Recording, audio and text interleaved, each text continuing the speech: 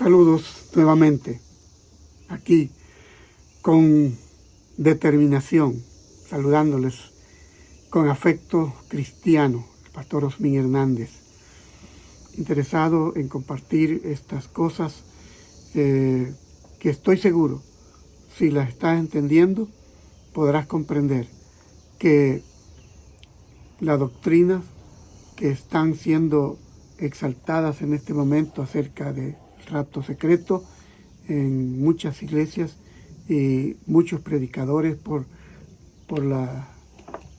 estos medios sociales están dando a conocer de que para ellos, más bien están esperando que ocurra el rapto. Ahora, quiero otra vez repetir los elementos que estamos estudiando. Primero, sobre la naturaleza de las promesas. Ya dijimos, son condicionales, no incondicionales como ellos dicen. Y luego, la distinción entre Israel y la iglesia. Estoy tratando de dejar claro que esto no es así, que no hay tal cosa de que haya una distinción entre la iglesia o entre Israel y la iglesia. Así que lo último que estuvimos diciendo, que Dios en Cristo quebrantó las barreras religiosas, sociales y naturales. Ahora hay un solo pueblo de Dios que está formado por judíos y gentiles. Dimos a conocer la cita en Efesios capítulo 2, 12 al 15. Entonces vamos a orar y vamos a entrar en este corto estudio para finalizar esa segunda sección y dejar claro que no hay distinción entre Israel y la iglesia y cómo es que las promesas hechas a Israel se cumplen para ellos o para nosotros. Padre amoroso, muchísimas gracias por regalarnos tiempo, regalarnos la vida. Gracias, oh Dios, por tu palabra. Dios eterno, sabemos que si tomamos tiempo para el estudio de tu palabra, no seremos engañados. Pedimos, Señor, que tú bendigas a cada persona, quien sea, hermano, amigo. Pedimos, Señor, que tu bendición sea con esa persona que va a ver este video. Gracias, Padre. Asístenos con tu Espíritu Santo, en el nombre de Jesús. Amén. Entonces ahora arrancamos diciendo que el remanente es heredero de las promesas hechas a Israel. O sea, ¿cómo se heredan las promesas hechas al Israel natural? Entonces, en el antiguo Israel se heredaba en base a la descendencia natural. Así se heredaba. Entonces, era natural que los judíos limitasen el cumplimiento de las promesas hechas a Abraham a sus descendientes. Pero San Pablo rechaza ese razonamiento y él aclara que las promesas le fueron dadas al patriarca no en base a su obediencia a la ley, sino en base a la fe. Dice Pablo en Gálatas 3:6, Abraham creyó a Dios y le fue contado por justicia. Fue justificado. De ahí San Pablo establece que los que son de fe, estos son hijos de Abraham. Gálatas capítulo 3, verso 7. Es decir, los descendientes de Abraham se deben identificar en términos religiosos o espirituales. todos los que son justificados por la fe son descendientes del patriarca. Es lo que dice Pablo, ¿verdad? Él es Padre de todos nosotros. Entonces, voy a resumir de alguna forma lo que quiero decirles. Las promesas hechas a Abraham se cumplirán únicamente a través de Cristo. Los que deseen ser herederos tienen que, por la fe, estar unidos a Él. Entonces, cuando los que creen en el rapto secreto de la iglesia argumentan que la iglesia, yo quiero que ponga cuidado a lo que voy a decirle en este momento, pues estoy cerrando esa sección de la distinción entre la iglesia o entre Israel y la iglesia. Y les decía que cuando los que creen en el rapto secreto de la iglesia argumentan que la iglesia recibirá el reino de los cielos, o sea, la iglesia recibirá, dicen, el reino de los cielos, y que los judíos recibirán el reino de Dios aquí en la tierra. ¿Se dio cuenta? Algo que usted no tenía. Ese es el concepto, esa es la idea de ellos. Entonces, están ignorando la unidad del nuevo Israel. De acuerdo con Jesús, la tierra es la herencia de los pobres de espíritu, que no significa pobres económicamente, sino los que anhelan la justicia, los que anhelan vivir en fe. Entonces,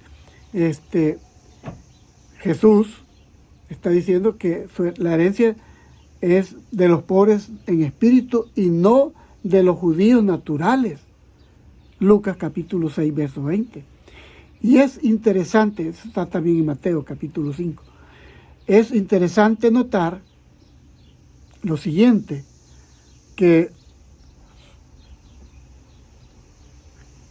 en San Mateo 5:3 se identifica también la herencia de los pobres como el reino de los cielos. Voy a leer este pasaje porque esto que estoy grabando va a ser más cortito que lo que he hecho, porque estoy concluyendo la sección de la distinción entre Israel y la iglesia. Estoy tratando de decir y explicar que no hay distinción ahora. Entonces, Mateo 5:3 dice así. Vamos a ver. Mateo 5:3. Dice, y bienaventurados los pobres en espíritu, porque de ellos es el reino de los cielos. El reino de los cielos. Muy bien. Entonces, Abraham esperaba recibir por heredad, mucho más que la tierra de Palestina. Él, o sea, el patriarca, ansiaba recibir la patria celestial. Véalo en Hebreos 11:16. La promesa de un pueblo y una tierra nueva le fue hecha a Israel en el Antiguo Testamento. Isaías 65:17 y también Isaías 66:22. Pero resulta que se cumplirá en el nuevo Israel, es decir, la iglesia. Apocalipsis 21:1. donde Juan dice, yo vi descender del cielo la Jerusalén nueva, como una esposa ataviada para su marido. La tierra prometida no es ya Palestina, sino el planeta entero renovado por el poder creador de Dios. Una tierra nueva. Isaías 11, 6 al 9. Y también Apocalipsis 21, los capítulos 21 al 22. Así que claro que las promesas hechas a Israel encuentran su cumplimiento en Jesucristo y la Iglesia. El nuevo pacto anunciado por Jeremías entró en vigencia por medio de la sangre de Cristo y está disponible para todos los que creen en Él. Jeremías 31, 31 al 34. Y Hebreos 8, San Mateo 26, 26 al 28. Entonces, el nuevo templo anunciado en visión a Ezequiel, en los capítulos 40 al 43, es el celestial, donde Cristo oficia como sumo sacerdote a favor del pueblo de Dios. Hebreos 4, 16 y Hebreos 10, 19 al 20. Hebreos 12, 22 al 24 también. Entonces, Él es el nuevo Rey David.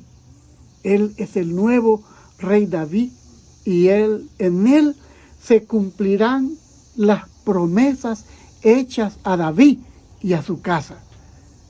Así que no estén esperando otros descendientes de David. Es en Cristo, Romanos 1:3. En Él se cumplirán las promesas que se hicieron a David. Romanos 1:3, Apocalipsis 3:7, Isaías 22:22. San Pedro, el apóstol, transfiere a la iglesia la descripción de Israel registrada en Éxodo 19, 6 al 7.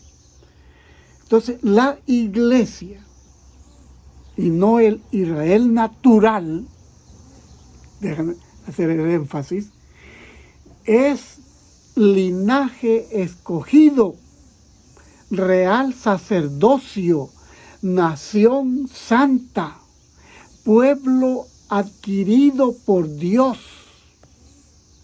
Primera de Pedro, capítulo 2, versos 9 al 10. Entonces los gentiles, que originalmente no eran pueblo de Dios, ahora han llegado a ser pueblo o parte de ese pueblo. Y San Pablo lo dice así. Lo llama de nuevo al nuevo pueblo de Dios, el Israel de Dios, Gálatas 6, 16. Y algunos han sugerido que con esa frase San Pablo llama al nuevo pueblo de Dios. Algunos dicen que con esa frase San Pablo se está refiriendo a los judíos en general, a los judíos conversos. Tal interpretación contradice lo del apóstol, lo que el apóstol está tratando de establecer en la epístola a los Gálatas. Su argumento es precisamente que el verdadero descendiente de Abraham es el que cree en Jesucristo y no el natural. Así, mis hermanos, Pablo se refiere al Israel natural como el Israel según la carne. Así se refiere. Primera de Corintios 10, 18. Gálatas 4, 29. Por lo tanto, es apropiado concluir que el Israel de Dios se refiere al espiritual, al nuevo pueblo de Dios en Cristo Jesús. Gálatas 6:16. Hermanos, San Pablo bendice a los Gálatas deseándoles paz y misericordia de Dios. A la misma vez, Él extiende la bendición a la iglesia. Y es lo que yo ahora hago. Deseo que Dios te bendiga. Si eres judío, si eres chino, japonés, de donde quiera que tú seas, si has aceptado a Jesucristo, Él es tu Salvador y ahora eres tú, pueblo de Dios, el Israel de Dios. Que Dios te dé la bendición a ti y a mí. Comparte, amigo querido, comparte esto, entrégate a Jesús y ven a formar parte del pueblo adquirido por Dios para ser pueblo santo, nación santa, pueblo adquirido por Él. Que Dios te bendiga.